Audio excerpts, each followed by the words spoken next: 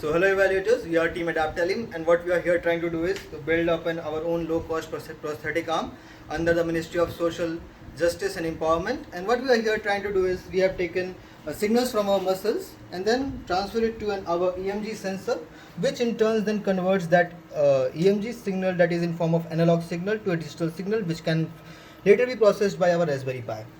Now we have to realize why we have taken Raspberry Pi Pico. You know, it uses a lot less power in comparison to its counterparts, and we have to realize that if our device or system consumes less power, it gives our device a longer period of processing time and a standby mode time. It gives a longer standby time so that our device's battery can last much longer.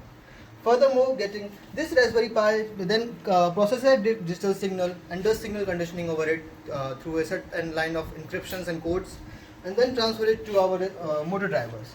These motor driver in turn then processes these signals and give it to our N20 motors.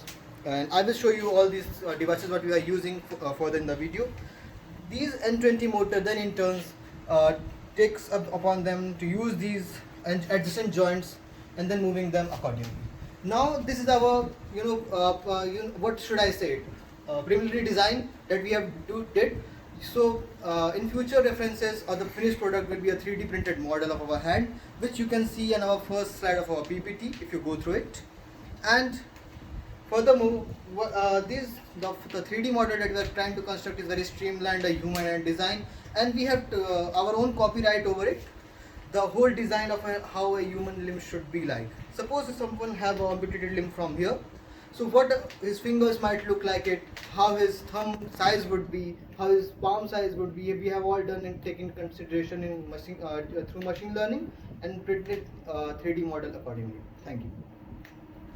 So guys, in this particular part of video, what we are trying to do is I will show you a simple basic movements of our hand and how we have constructed it out. So with initially we have not constructed a thumb in it. So if I do a thumb movement, there is no initial movement on all this model. But if I take my index finger and curl it up from the beginning, as you can see here, the model works out quite fine, right? Then I will take my other 3 fingers and ball my fist into ball my hand into a fist, and there is what you will realize. The motors will take it upon them to curl up all of these things. Now the movement here is not very refined because we had taken cardboard as our preliminary design, because we wanted to understand how all these movements will work out and how these points work with each other and contact with each other. In our 3D model, we have a more refined structure over it. We have tested our 3D model on Fusion 360 and AutoCAD, and our virtual results are very quite successful, if I had to say it. These models, you can, as I already told, you can see in our first slide of our PPT, and how they work. There are multiple flow charts in the slides as well. You can go through them. As for right now, this is all that I have to show you in our preliminary design. But let's dive into more upon our project and how it's working and what are the equipments that we are trying to use. So first of all, I will start with this EMG sensor that we are using right now currently. And now you will realize this EMG sensor is not very best for signal conditioning and signal processing, and a better control over EMG signals and motors. So what we have tried to do is we have taken up this MyoElectric 2.0 that we have imported from US, and we are trying to incorporate this kind of chipset in our device so that we get a better signal conditioning and signal processing and a better control over every aspect of our limb and every joint, if I had to put it very bluntly. In case of servo motors, what we have tried to do is we have taken N20 motors.